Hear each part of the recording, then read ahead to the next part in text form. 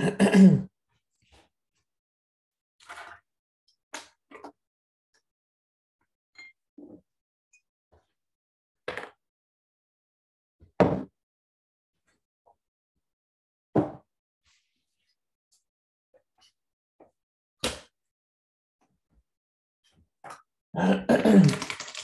guys, can you hear me?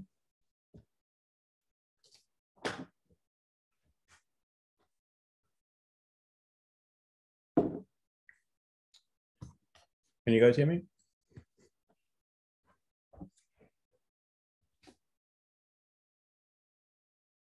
Great. Alrighty, so are there any questions before we get started?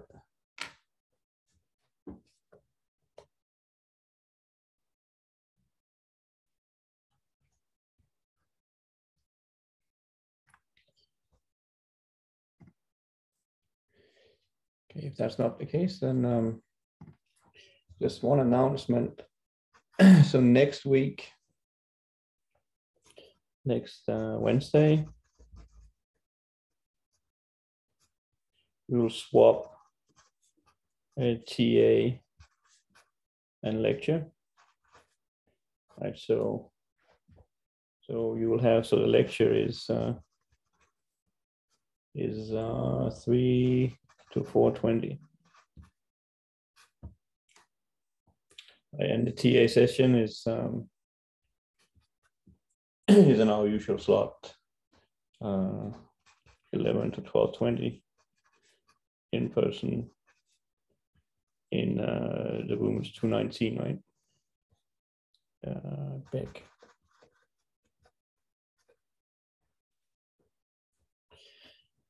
Next week we're gonna do the midterm is the following week, so we'll also start doing sample problems. So the midterm covers up to and including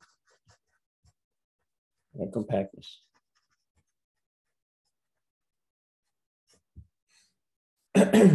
Up to and including compactness. You'll see next week there's no homework due. So there's a little breather on the homework, so you can have some time to prepare for the midterm. And there's a set of sample problems out there. So sample problems, it will be covered both in TA and lecture.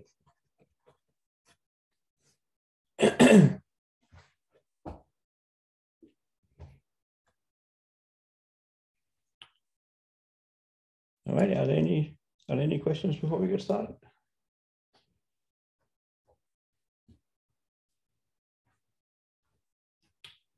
So last time we did, we started on connectivity.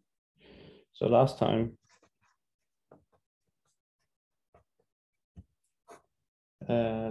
we did connected sets.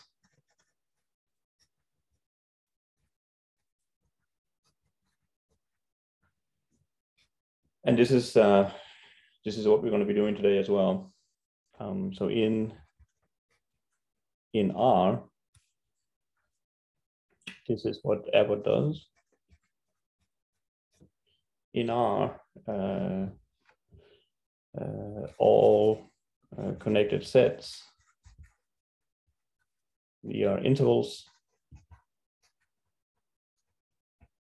and all intervals, we are connected sets. So this is this makes it a little bit like, why study connectivity if there is no difference between connectivity and connected sets? And in R2, and it is very different. It's very different. And therefore also in R3, 4, and so on. One of you came up after class last time and said, there's a nice condition here that says that if you have an interval, well, then you're connected. What about in R2? like, so we want an easy, quote unquote, condition that ensures connectivity. We need some sort of an easy condition to check, right? Because the definition of connectivity is a bit involved. So just like compactness is a bit involved. You have to be able to thin out arbitrary open covers to finite ones. So that definition is not very easy to work with, but we can use the theorem that says that you're compact if you are closed and bounded. So we would like to have something like that here. We're going to get, so what the condition we're going to develop is what's called path connectivity.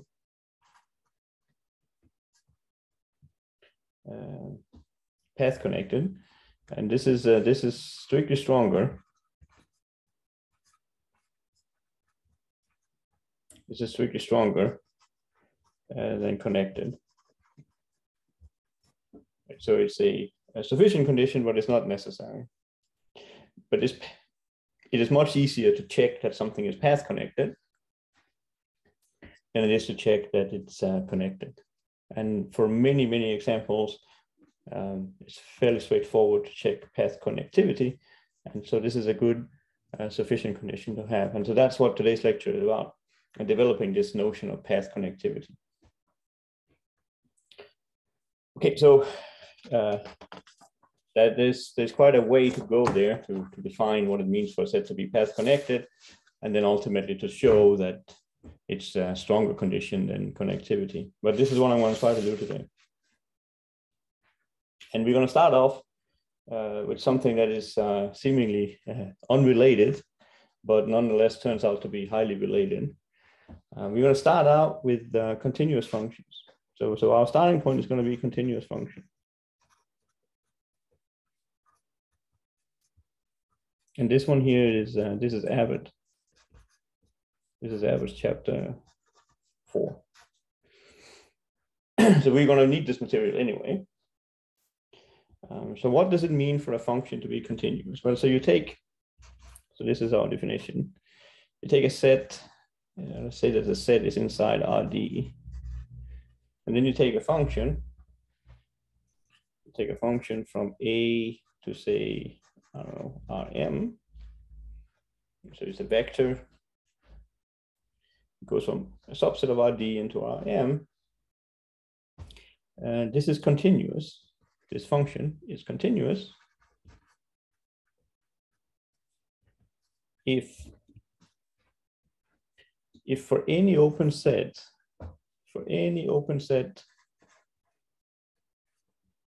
let's call it O, inside the codomain. So for any open set inside the codomain,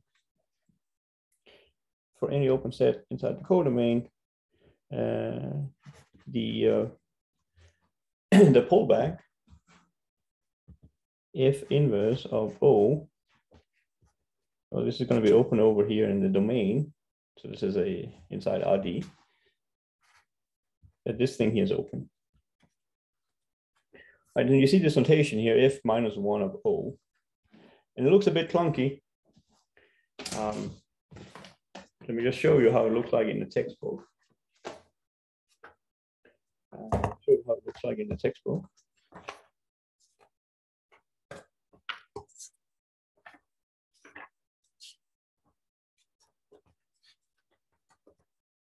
Here are some. This is how he writes it. These are the sets that he writes here. And he calls these the pre-images, PRE images. Those are those sets that he has. This is Abbott's notation. He calls these pre-images, and this is how he writes them.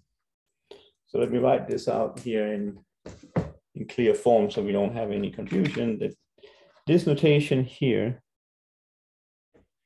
this is shorthand notation for, well, it's going to be a subset over in the domain. So it's going to be those x's inside RD for which, when I plug them into F, I'm going to get something that takes values in O. So I call these for pullbacks. And Abbott, he calls them for pre-images. And the notation is this if minus 1 here. And this can be a bit confusing because we're not talking about an inverse function here. This is just notation.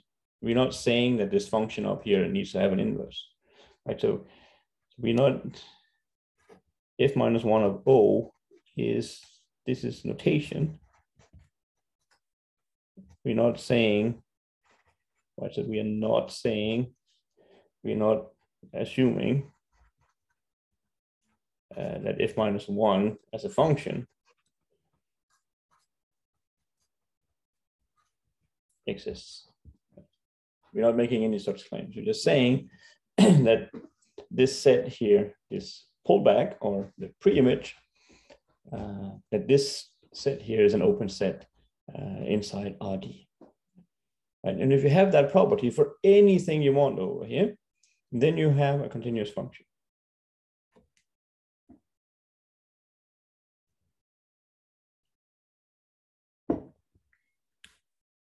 A pullback is this.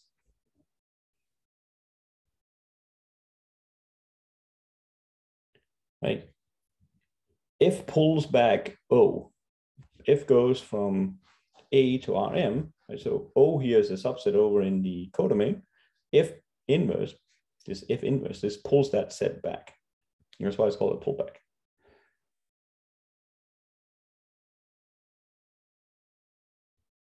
These sets here, they form pullbacks, right? So you can have, so as an example,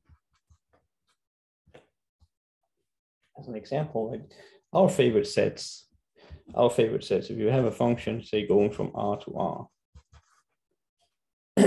our favorite sets would be open intervals, right? So take O to be some open interval, A to B, then F is continuous if the set F minus 1 of the AB, right? So Priya, this is the pullback. This is the pullback of this open interval, right? If this thing here, which by definition is those x's that belongs to R, such that when I take the x and plug it into F, I get a value between A and B.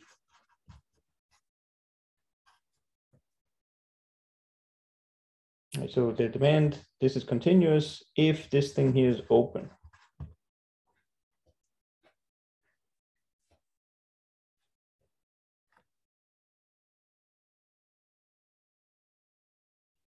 Does that make sense?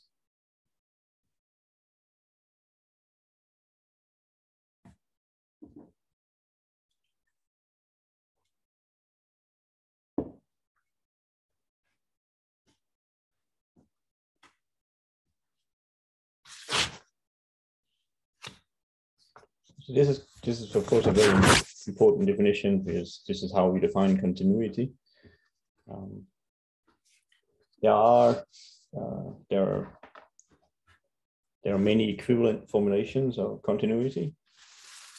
Let me write them here, some of them.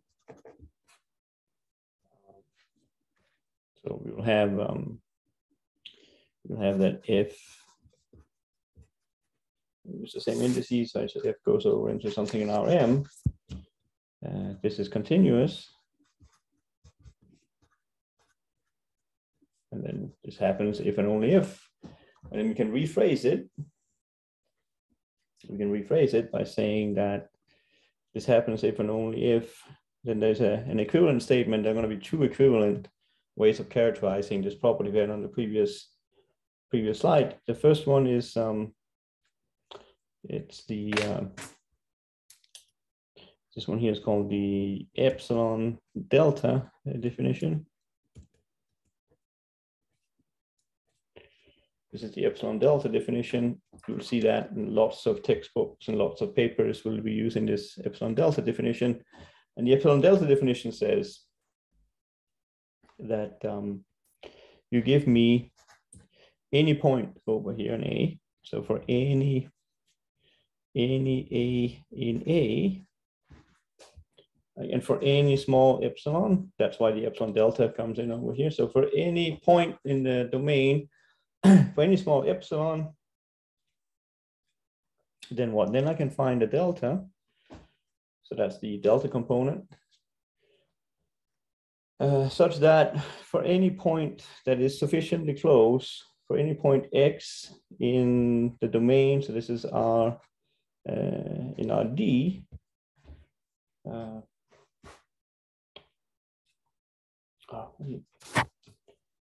say A here, any point A, x and A, such that x is very close to, the point we started out with. You'll have here x minus A. This is squeezed less than epsilon. If you have the implication that when when you're close to A, in the sense that the absolute value between all those points that have this distance to A being less than delta, that implies that the absolute value of f of x minus f of A is going to get squeezed by epsilon.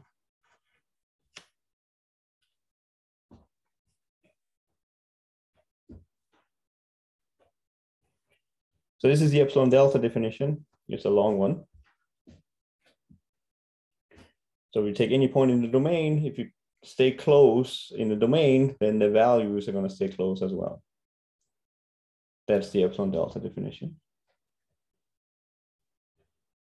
There's also a what Abbott he calls a functional limit definition.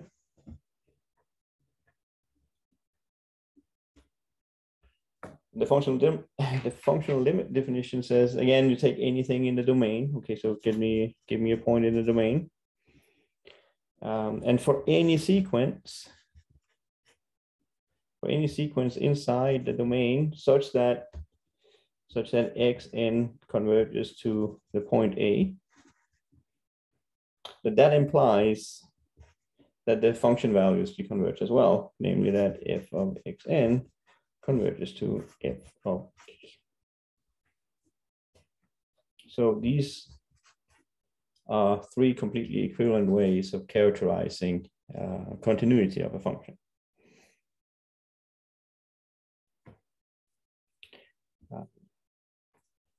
The top one, I like that one because it's crystal clear from this definition here that the collection of open sets determine whether or not you're continuous. So here we're talking about open sets Rm. What does that mean? Well, it means I take any point inside that set and I can put a little ball around it, and that little ball is going to stay completely inside that set ball. Right. So the collection of open sets determine the set of functions that are continuous. Much the same as the set of open sets determine what sets are compact. The discussion we had last time was about that you can try to change the collection of open sets, and then you're going to get different compact sets. The same thing is true here. The set of open sets, they will determine what functions are continuous. And so if you change the notion of open sets, you're going to change all the continuous functions to be, well, they may or may not be continuous anymore. Look at the other definitions here. They are a little bit more, it's not so clear that openness, it doesn't appear explicitly in them. So that's why I prefer the first one.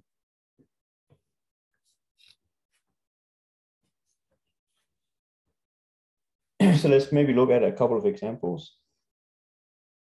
Like if I look at,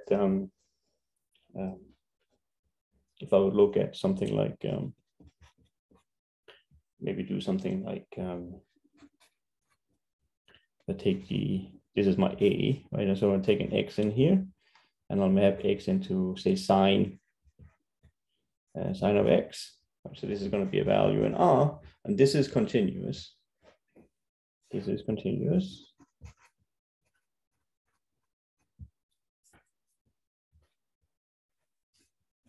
And so you can try to verify this by using one of the three definitions. That's fine. For example, the last one here, if you take a sequence of xn's that are now inside this closed interval, you take a sequence inside here, and it has a limit. You're going to take xn, it's going to convert to some x. So it's also in this case going to be in there. Well, what happens with sine? Do we have that sine x? Sine x will, where will this limit go? Well, this limit here would follow suit. It will converge right to, what did I call it before? I call it a, so let me call it a again. But this will converge to sine of a. Right, there are lots of examples where we won't have that. We will have a function like, let's stick to the domain being the positive real line. I take an x and I map it into, say, an indicator where write this here as what I'll have to be 0 when x is less than say 1, and then I'll have to be 1 when x is bigger than 1. So this is my function. That function is going to take values in R. If I look at a picture, so here I have my 1. So the x's are moving around down here. When I'm staying strictly to the left here, I'm just going to be 0. Right, and then there'll be this jump up here to 1. So you can see if I take, and we call this function here for f, if I look at the limit, something that converges to 1, like f of 1 minus 1 over n, this is my function f here. If I take the limit here, I'll get on one hand, I'll get 0, right, because they all equal to 0, a limit of zeros will be 0. But this is not the same as if I looked at f and then take the limit inside, I'll have a 1 here, and this was equal to 1. So this function here is not going to be continuous.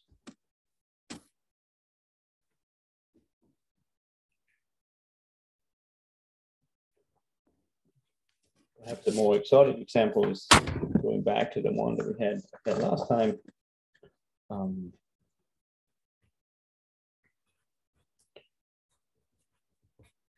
We look at f of x being, say it's 0 when x is equal to 0, and say it's this sine x, sine 1 over x, when x is, say, between 0 and 1. That was the one we had last time. This was the sine curve that was misbehaving, right? And so this one here is not continuous.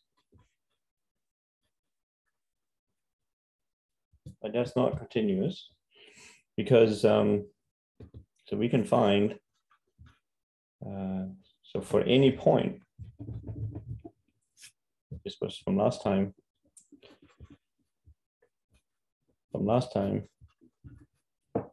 For any point, or was it between -1 and 1, for any c between -1 and 1, we can find a sequence xn that's inside the interval 0 to 1, such that sine over 1 over xn, take the limit over n, that this is equal to c. That was the example we had last time, and this c here, it may or may not be, if I would put in, so this here is my limit over n of f of xn. And this is, if I plug in f of 0, f of 0 would be 0, right? So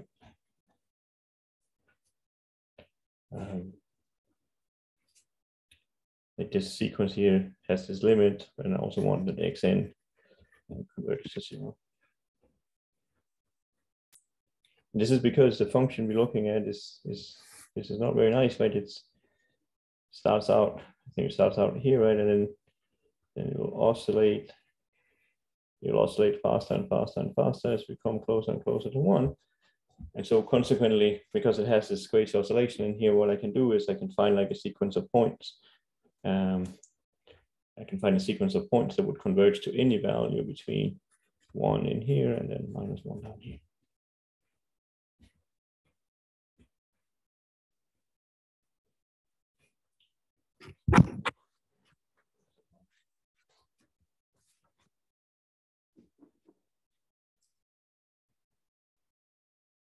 If you never try to plot this sine x over x, you can see I'm doing a poor job at doing it here, but maybe I can show you. Not perfect, but let's see what something like Mathematica says. If see what Mathematica says if you ask Mathematica to draw the picture. So if I'm looking at plotting, and what I want to plot is sine 1 over x. Right? So if I plot x here from say 0.1 to 1, that looks nice, right? But you get an impression that this thing is going to start oscillating like crazy. So if I lower the value, if I go down to here, you can see how it's oscillating like crazy in there. And of course, if I don't know what Mathematica is going to do here, but yeah, okay, it will just create this plot here. So I can create a sequence of points that will give me as a limit, when I plug it into sine 1 over x, anything between -1 and 1. So it's not possible.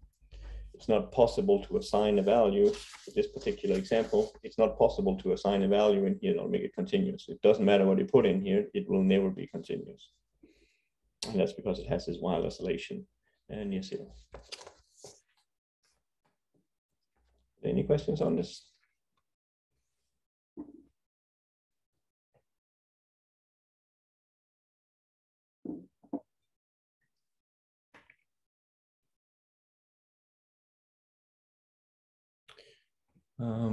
Alexander is asking nothing on connectedness. What nothing on connectedness? Can you? I'm guessing this is an old question. Are you talking about? What the midterm is going to cover, or is it what today's lecture is about? About the midterm? Yeah, we're not going to do connectivity on the midterm because we haven't had. You guys haven't had a chance to hand in the homework about connectivity, right? We're still in the middle of it. I thought about giving you guys a set of problems to work on over the next week about connectivity, but then, yeah, I thought maybe the time will be spent better giving you guys a little break, so you have some time to try to absorb this, like so we can do connectivity on the next midterm. So we're not doing connectivity, we're not doing continuous functions. It will be about what came before. So try to take advantage of the little breather in terms of like studying and absorbing the material. That was the intention. Okay, so we had 3 examples. So the next one is a bit more exotic, and it's actually something. This example I'm going to do now. This is really what we need for.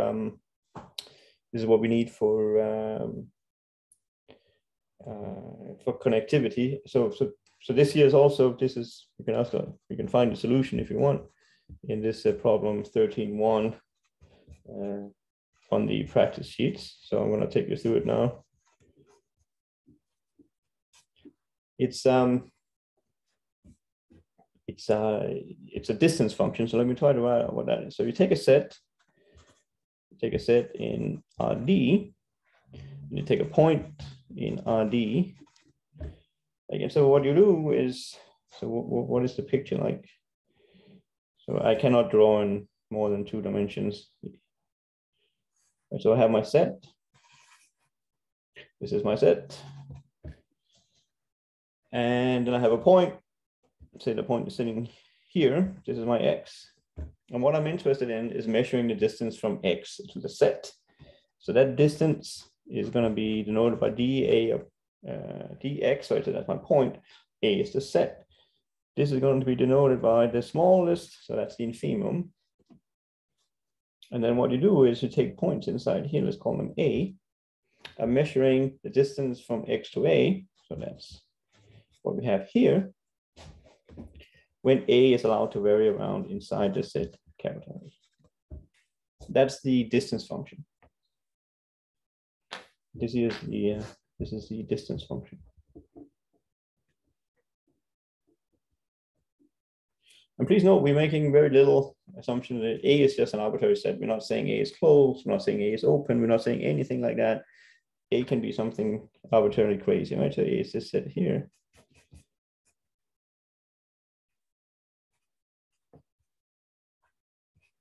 And so that's my function. X is an RD, so this is a function for RD, and then it's into the positive real. So this is something that takes values between 0 and infinity.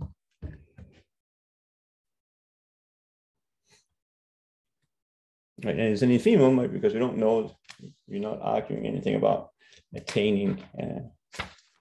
But the cool thing about this distance, so this distance function is useful for a lot of different things. And so we're going to do one application of this distance function here today. And in that, this was the first question out of a string. There are more questions in that problem there too. We're just going to be working on the first one, but the distance function comes up in many different like applications. So let's prove that the map that maps x. So x again, this is something in RD, right? So the domain of the distance function is RD, and it gets mapped into this dx comma a. That this is, and this was a number between 0 and infinity, that this is continuous. We're actually going to prove something continuity can be split up into how continuous you are. And then the type of continuity that we're going to prove is really it's as good as it gets. This is actually what's called Lipschitz. No, that's the wrong order. Lipschitz. So it has like an even better property than just continuity. But it's not so important what it's called, but maybe at some point in your life you'll come across this word Lipschitz continuity.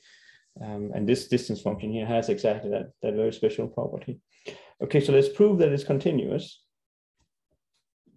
And how are we going to do it? The way that I'm going to do it is I'm going to use the middle property here. I'm going to use the middle property, and let's try to do it. So you take 2 points, x and y. They're going to be in RD. And what I need to prove is that if I keep x and y close to each other, then the difference in the function values are going to be close as well. So if I take 2 points here, I take a point in the set A. Well, then what? The distance was defined to be the infimum. Okay, so that's a small number. So this is d of x comma a. But this is going to be the smallest one, right? So if I take anything like my a, so I have x minus a here, I'm going to get something that's bigger. Like that's the definition of the infimum, right? This is the smallest. So it's a small number, right? So it's smaller than any of these x minus a's. And so the next step that I do is something we have done a few times. I'll add and subtract the same thing. So I'll do x minus the y plus y minus a. So it didn't change anything. And then I'll use the triangle inequality. So that's my triangle that's coming here. This is the triangle inequality that will allow me to break up this thing into two. This will be x minus y plus y minus a. Okay, so that looks good. Then what I can do is I can move this term here to the other side. this here will imply that dxa minus, and then this part here, that this is bounded from above by y minus a. And now we know that the left-hand side does not depend upon little a. So if I take the infimum, the left-hand side doesn't change. But this is going to be less than when I take the infimum. I take the infimum of y minus a. A is in capital A.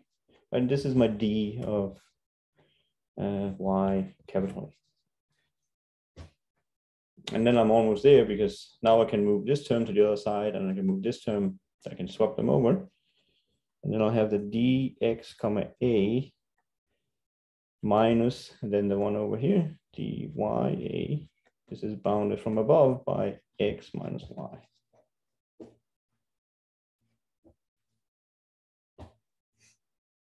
So what this shows me is that if x and y are close together, if d less than some delta, well then this part here is also going to be close together. And of course, there's no particular, x and y didn't play any particular role, so I can swap x with y to get exactly the same thing. I just replace everywhere where I see x's, I put a y, and everywhere where I see a y, I put x's. Oh, there was a question, Priya. Why can we say this one here? Well, but you take this one has a minus sign, so you move this to the right hand side, so that gets over there. And then you take what you have on the right hand side and you move that to the left hand side.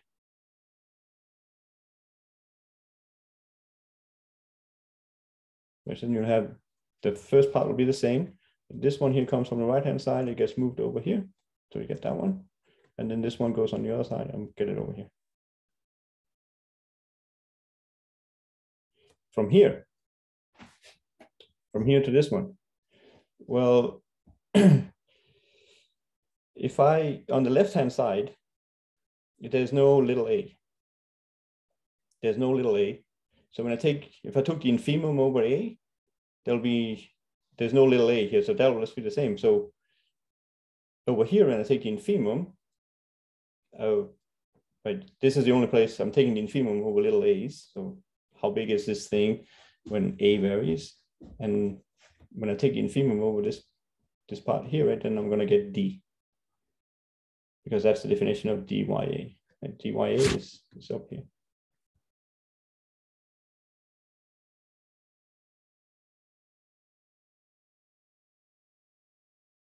Does that make sense? Like if I have, let me squeeze that in here. Like if I know that I have a constant and I'm bounded by yn, then this is going to imply that c is less than the infimum. Was that the right one? That was the right one. The infimum over yn.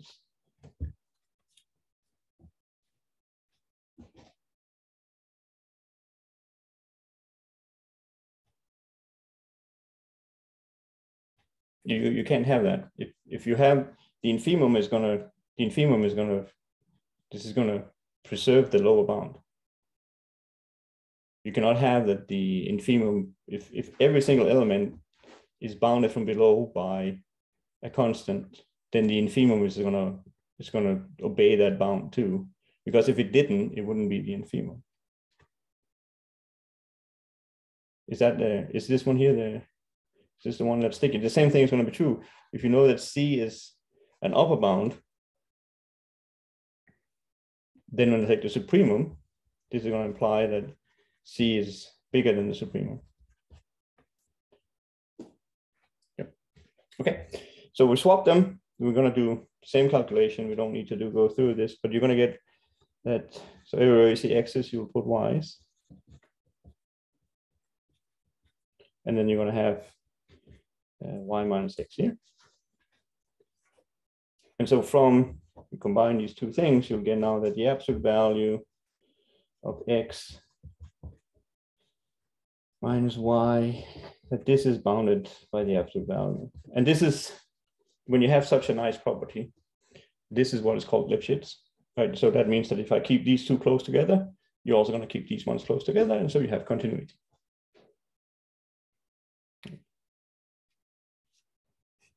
So this function here is continuous, and this is, so keep that in mind. This is a distance function. It's continuous no matter how crazy a set you put in there. It's always going to give you a continuous function. So now we have a bit more knowledge under our in our toolbox, and so now we're gonna turn around and try to apply this to the connectivity that we have talked about last time, and then hopefully we'll finish today. So back to connectivity, to connectedness.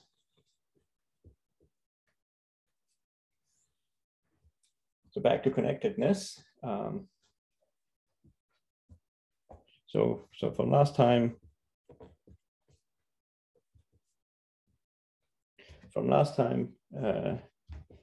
we said that E being equal to A union B is disconnected. Is disconnected if what? If a bunch of conditions would hold, right? So first of all, A is not empty, B is not empty, and then when you line them up, so you take A's closure and take intersection with B, you're going to be empty. And finally, you do the same thing, A intersection with B's closure, you're going to be empty. And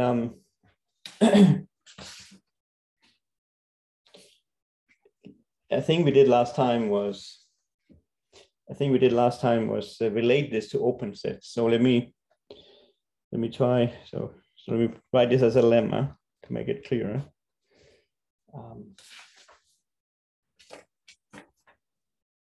So a lemma says that E is disconnected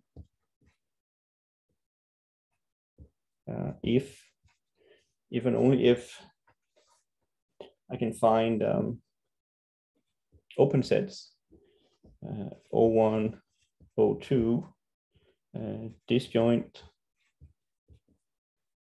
open sets,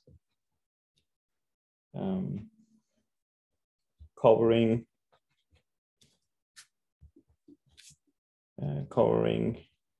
E, right? So we take a union and we're going to get a cover such that such that the intersection between O1 is not empty and the intersection with O2 is not empty. So last time we went, we did quite a bit of work. No, not quite a bit. We started out last time by proving that. So last time we did the up direction, right? And the key thing there. So we call the key. We call the key step. The key step was to say that the disjoint. So you have O1 intersection with O2.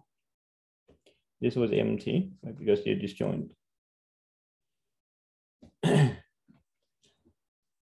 That this here implies that if I take closure, then I'm still empty.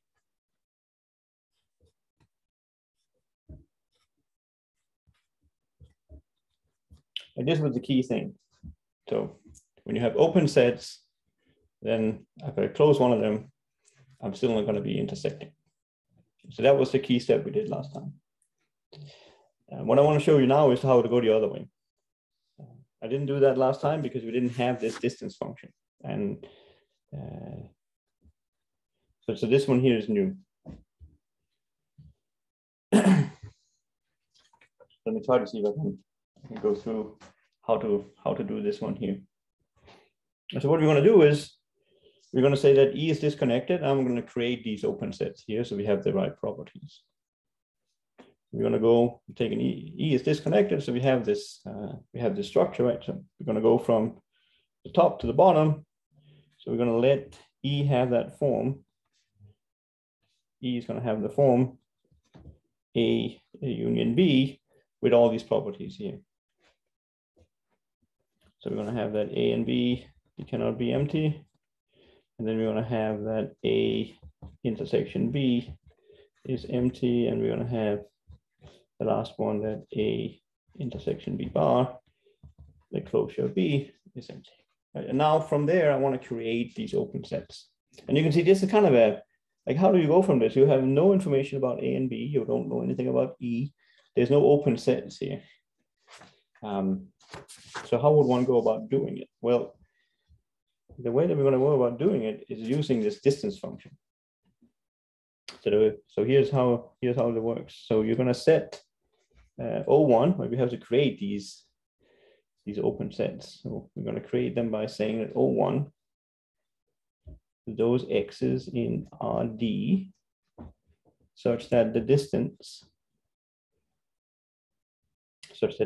we have our sets A and B, so that the distance between x and A is less than the distance from x to B. And we're going to set O2 to be the same formula. We're just going to swap the inequality. So that's going to be the distance to A being bigger than the distance to B. So it should be clear that the intersection here, there's nothing in the intersection. Right? You cannot obey both of these at the same time. That's impossible. And okay, so if I look at the function, so x's are in RD. If I look at the function, so I'll have RD, I'll take an x in there, I'll map it into my function f of x, and my function here is going to be the difference between the two. It'll be dxa minus dxb. And this is going to take values in R.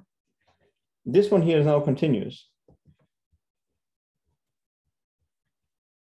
We had already proven that D is continuous, dxa is continuous, and dxb. We have proven that these two things are continuous. The difference, therefore, is also going to be continuous. And this is going to allow us to do something about these sets O, because what is O then? Then O is what?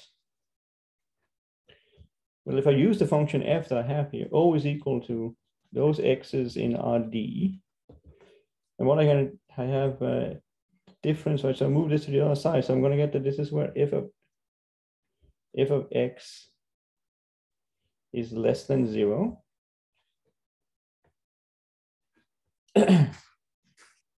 I did nothing else and just used my definition here. And this is the pullback. This here is then f inverse of what set? Well, it have to be less than 0. So this is from minus infinity to 0. Right, and this set in here, this is open. This is an open set.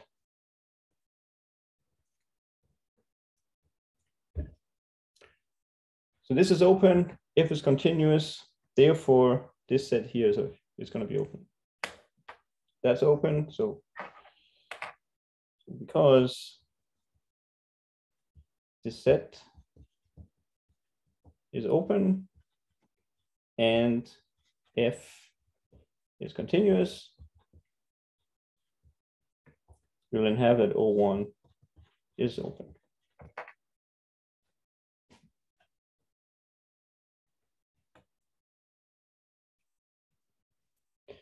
So this is why we went through.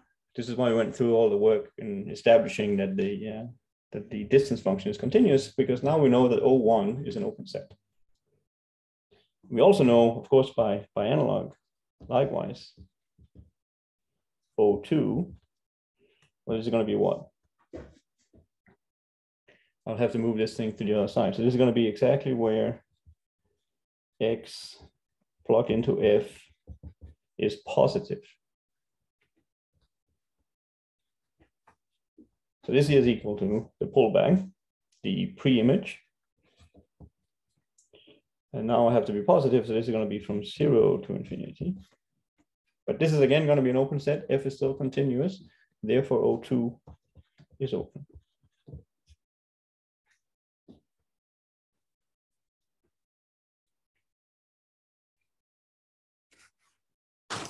Are we all hanging in there so far? So now I have my two sets, and I've just proved that they work.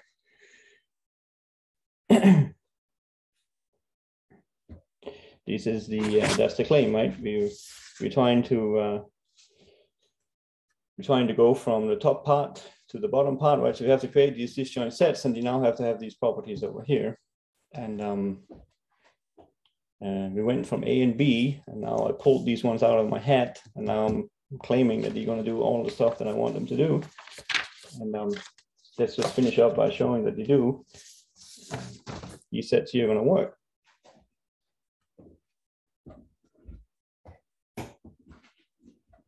These sets here are going to work because what happens is that if I take for a point X inside A,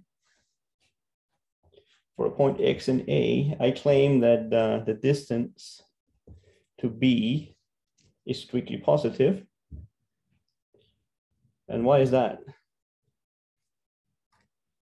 Well, remember the properties that we have to work with. The ones we have to work with are all the ones that lined up here, right? I need to use these properties somewhere. So I'm taking a point and I'm claiming that the distance from the point to the set B is strictly positive. Well, let's try it out.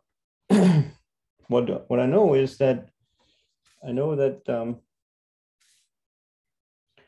the intersection is empty, right? So A intersection with B bar is empty, right? So I know that A intersection with B bar is empty, right? That is coming from the assumption that E is disconnected. So there was a bunch of properties, and one of them was that A intersection with B bar is empty. Okay, so that's good. So we have that. Okay, so in particular, this X that I have cannot be in B bar. Right, that's impossible because there's nothing that A and B bar has in common. So X is in A, so therefore it's not in B bar. Okay, so B bar is closed. So because B bar is closed, well, the complement is open, right? So X is in the complement. So there exists a ball around X that doesn't see B bar. Because it's closed, the complement is open. Okay, so I can find something in here that stays completely in the complement. In particular, I don't see B bar. So there's some little ball that will do that. And what does that mean? Well, it means that X is at least epsilon away from B bar, let alone B. Right, so if the picture looks like this is my B, right? And I'm outside here with my X. I know that X does not intersect with the closure of B. Okay, so because it doesn't intersect with the closure of B, I can put a ball around it. So there's a little epsilon here. And that ball does not intersect with B's closure. Okay, so at least X here, that's the center, is going to be epsilon away from B. Okay, so then the distance from X to B is going to be at least epsilon. So that distance is strictly positive. And this is important because if I looked at the distance, from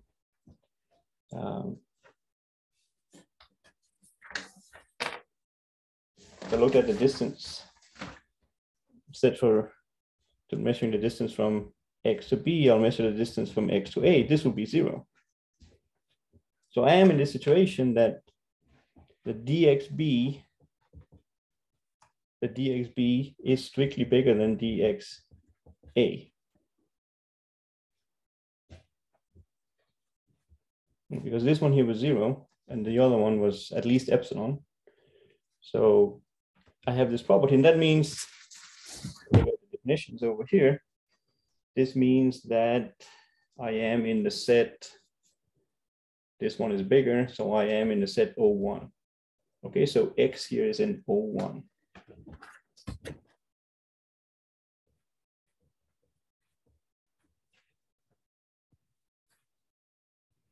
When X was arbitrary in A, so A is a subset of O1.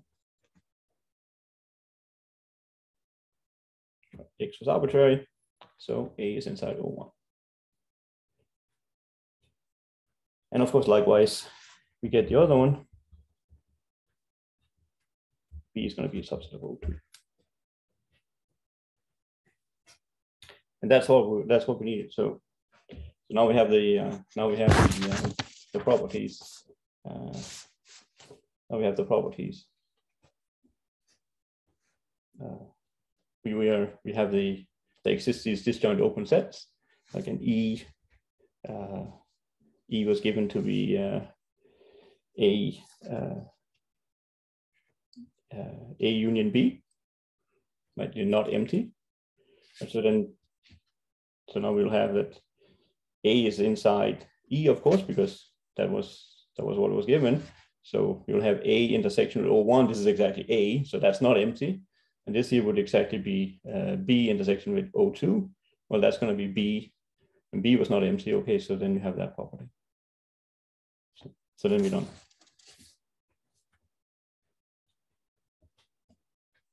We're going to have that. Let me just write it out. Like we're going to have that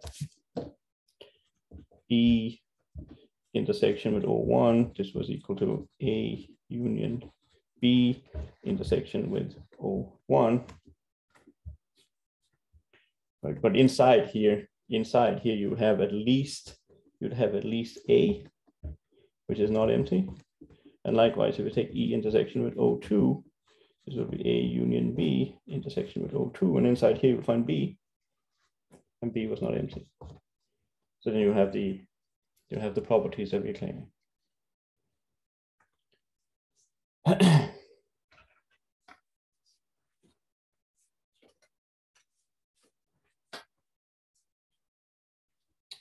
Any questions on this equivalent characterization of connectedness? The definition that we start out with is this one, but now we have an equivalent characterization of connectivity. And so an equivalent characterization of disconnectivity. So you to get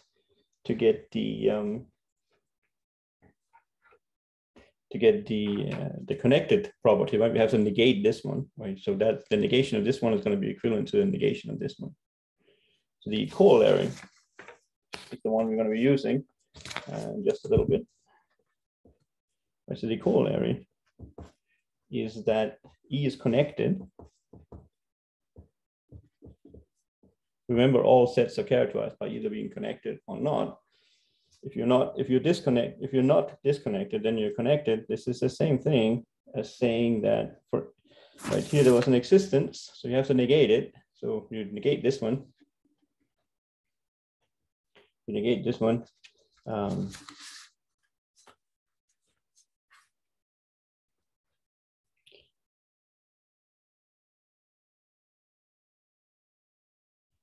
Okay, so we negate this one. So we'll have that for any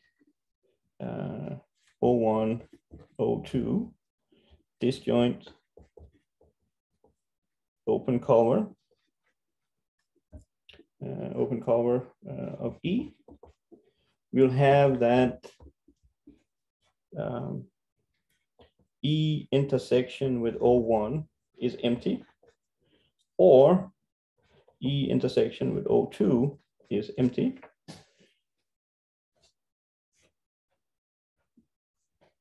Okay, so if these are empty, that means that this is the same as saying that E is inside O1 or E is inside O2, because together they cover.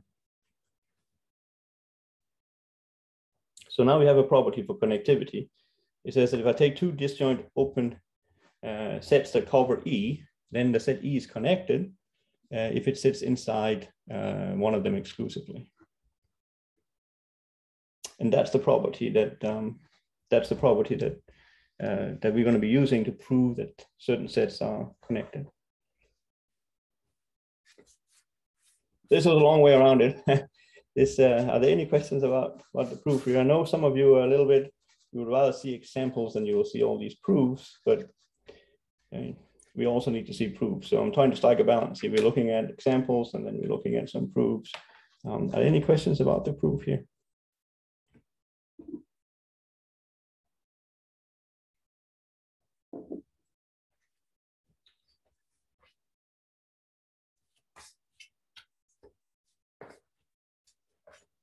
If not, then this is this characterization of connectivity. This is something that that we will use next here. Right? The definition of path connectivity is P goes from 0 to 1 into E. So E here is a subset of what should we say, RD. This is a path. This is a path, that's the word. This is a path from X in E to Y in E if what? If P of 0, this is going to give me X, P of 1, this is going to give me Y, and P is continuous.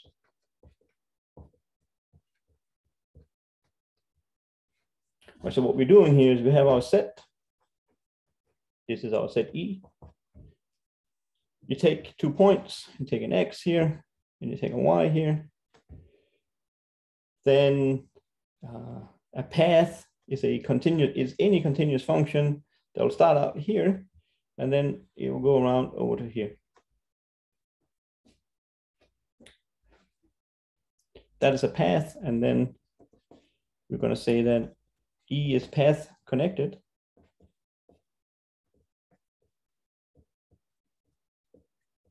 if all points has a path. So this one here works. You can see it won't work if I would do something like this. But then I'll have an X here, then I'll have a Y here. I can't connect them, but the path has to take its values inside E. And so if E would be like this, I can't connect these two without going outside. So this one here is path connected. This one here is not.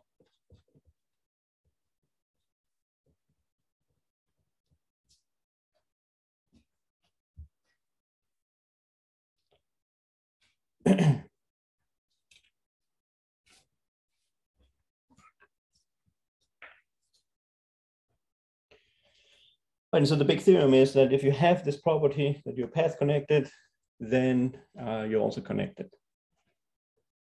And maybe just revisit some of the examples from last time if we were to look at. So maybe we should revisit.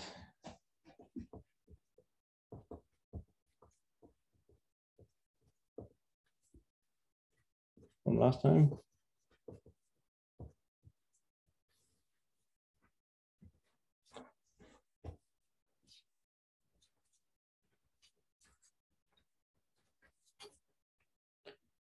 If I took a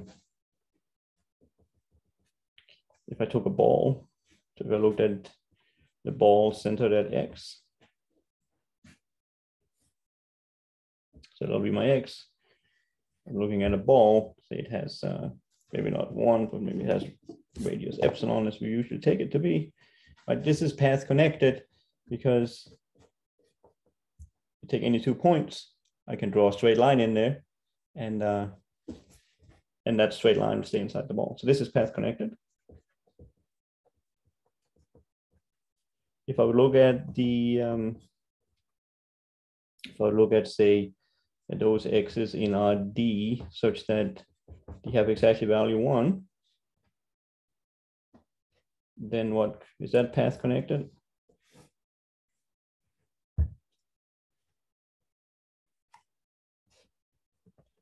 So what I need to do is I need to be able to take 2 points. So take this one, say, and take this one here. Can I connect them with a path? Can I connect them with a continuous function? And the answer is yes. I can just slide around out on the edge here. So this is also path connected.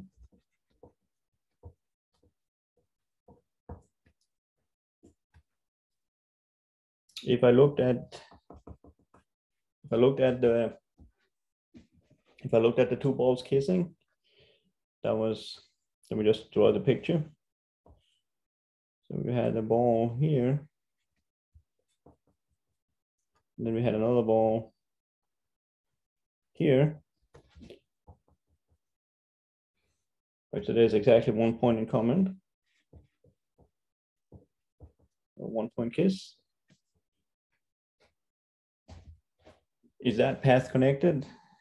Well, you have to be able to take any 2 points and connect them with a straight, or with a path, with a continuous function. So if I take a point, draw it in a different color, we draw it here, we draw it over here. Like, how would I connect them? Well, you'll have to pass through exactly this point here, and then you could go up.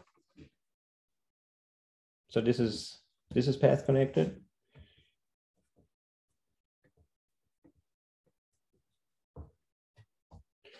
If I look at the interior, this is where we got into trouble last time, and you can see it now, because if I look at the interior of these 2 balls, so we look at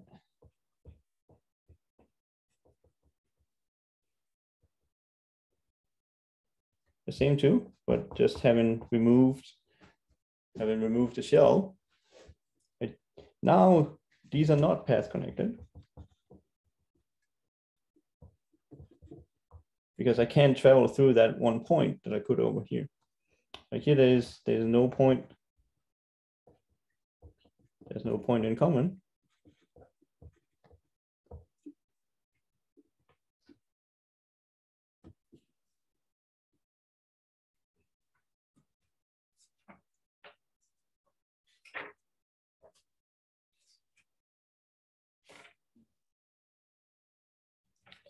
The last one we could look at would be, if we looked at, so just to again highlight the difference between R. If I looked at R, but I took away 0, I took away 0 from R. So we're looking at this, right? This would not be path connected. I would not be able to travel on a continuous function from a point, say 1 to say -1. Because to travel through, I'd have to hit that 0. So this here is not path connected. But if I looked at the same picture, but just in R2, I took origin away, so I'm going to look at it like that. And now I'm worried about these 2 points. Okay, so I'll put in -1 and 1. Now they are path connected, because what I do is I just scooch around. And so this is path connected.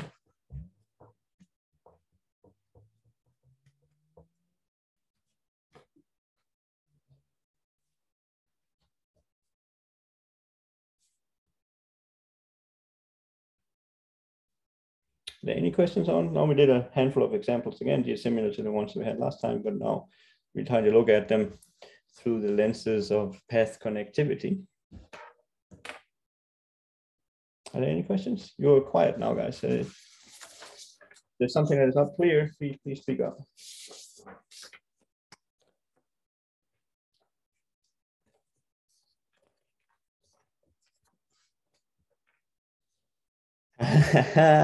Priya, what a great question. So in R1, so Priya's question is spot on. Are these things equivalent? Are they the same? So here's the theorem. So the theorem is that a set E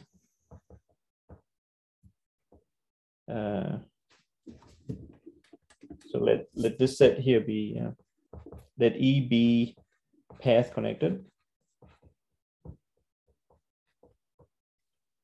Then E is connected.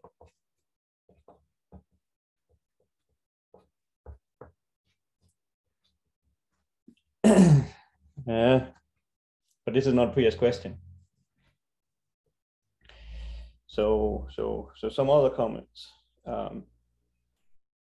In R, they're the same.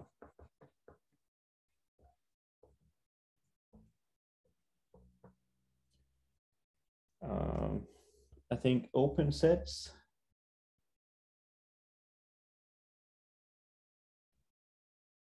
No, so yeah, let me not say something that is potentially wrong. I don't want to say that.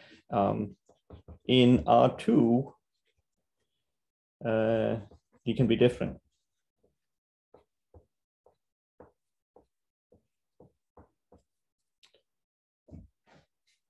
So the answer, Priya, unfortunately, is no. And this is what I meant. It was what I meant when we started out here. This is what I meant when we started out here. This is what I meant when we started out here, that we want an easy condition, right? So easy in quotation that ensures connectivity. Right, so path connected, this is unfortunately in R2, strictly stronger than connected. So we might sit there and wonder, like, so show me something that shows that it can be different. So, and then, yeah. Is that your question? Is that your next question, Priya? That you want to see an example? Yes, you want to see an example. Yeah, so this is not so easy, huh? But we have an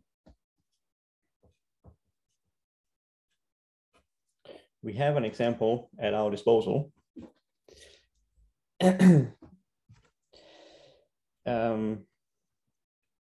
This is not easy at all, but it is nonetheless doable. So remember this one here. You took S to be those points in R2 such that the first coordinate would be between 0 and 1. And then the second coordinate would be sine 1 over x1.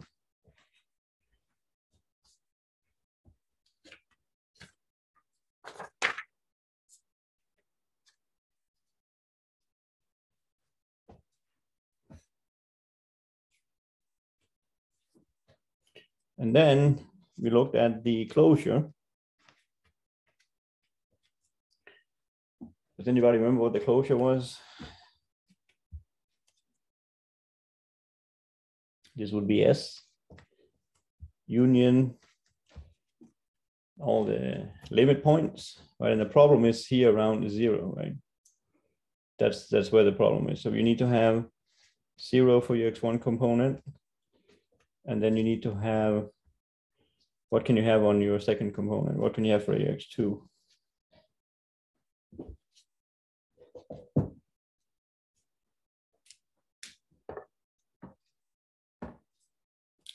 Very good, Alexander.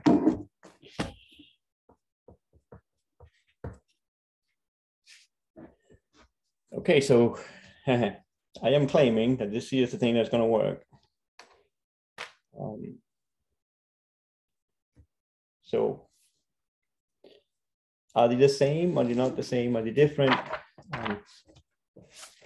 We are running out of time, but maybe I can just show you. Maybe I can show you where you can read about this.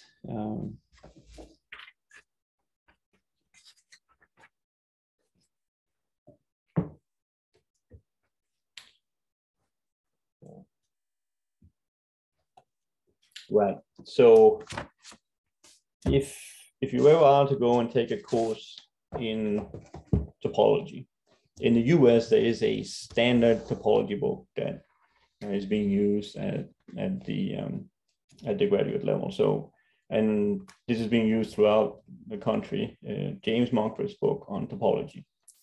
I don't know what edition is of it. I have the second edition. This is the gold standard when it comes to US education in topology. Okay, so you flip over. Right, so we're talking here about, as you can see, we're talking about connectivity and compactness in this particular chapter. And here's a picture that should look familiar. This one here is the familiar picture.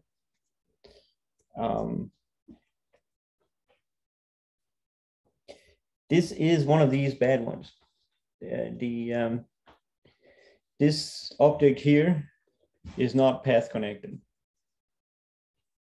It is, however, connected. Right, that's what he's writing down here. Connected does not need to be path connected, and that's exactly Priya's question. And he's given two examples here, and this is the one that we've been working on.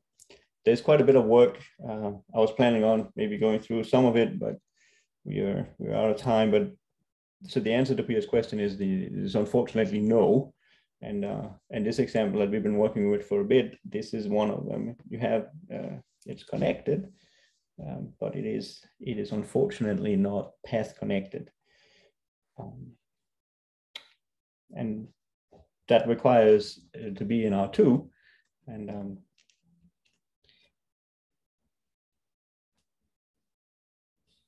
how about space filling curves?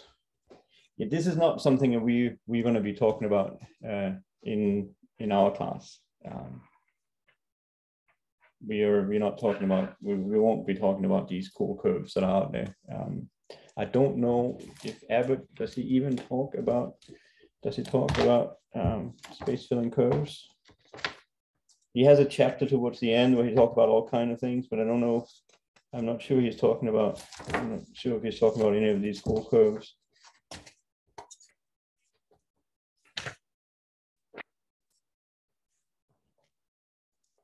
I'm not seeing it.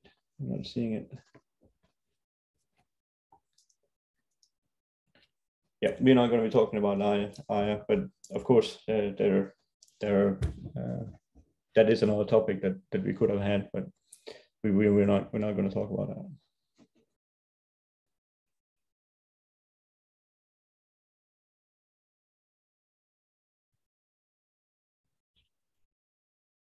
Are there any other questions? Right, so next time, as I said in the beginning, it's swapped around. So you'll have in-person TA sessions and the TA session on Wednesday, and then you'll have me on a Zoom link in the afternoon. And what we're going to do on Wednesday is we'll finish this stuff up here. I'm going to prove to you that you have that theorem that I have listed here that says that if you have path connectivity, then you're also connected. That's going to take a little while to get done. We have all the tools now. We just need to get through the proofs. And then we're going to start working on these practice problems. So one thing, if you want to see something specific, you want to see a problem about something specific that we've been through, you can let me know at sometime before the lecture. And this is both on Wednesday and also on Friday's lecture, right? These two. So half of the Wednesday lecture, after we're done with this proof here, we'll start prepping for the midterm. And then on Friday, the entire lecture is just going to be about solving problems. So if there's something specific that you want me to cover, let me know a little bit in advance so I have a chance of preparing something meaningful instead of trying to make it up on the spot. How many problems are there on the midterm? I think there are 6. There are 6 one questions on it. The midterm is not, this is not designed to be like long or, so my perspective on midterms is that this is something I need to do to assign grades. And so I do, but they're meant to test if you have done the homeworks on your own, if you picked up the material as we moved along in class, and that's it. It's not meant to be like this huge, like where you have to work like crazy to get finished in time. That there'll be some questions that they'll test, like there'll be something about cardinality, there'll be something about compactness, something about sequences, something about, I forget now, it's been a while since I made it, but these standard things that we have talked about in class. There are no trick questions, right? So I've said this before and I'll say it again. There are no, if there's a difficult question on the exam, you'll always be the last one. But there are no tricks. This is, that is not how, like this question here that, for example, that Priya came up with towards the end, this would be way too elaborate to try to put on a midterm exam.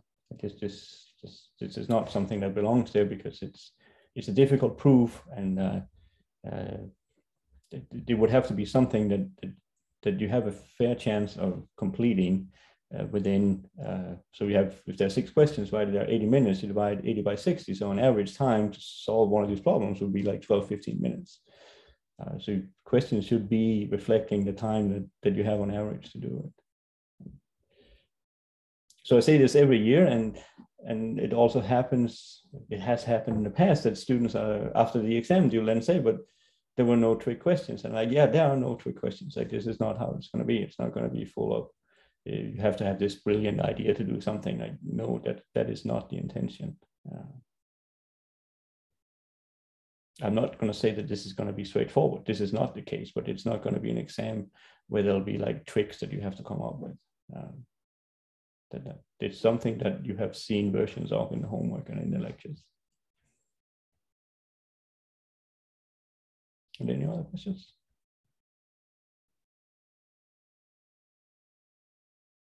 All right, then have a good weekend, guys, and I'll see you on Wednesday.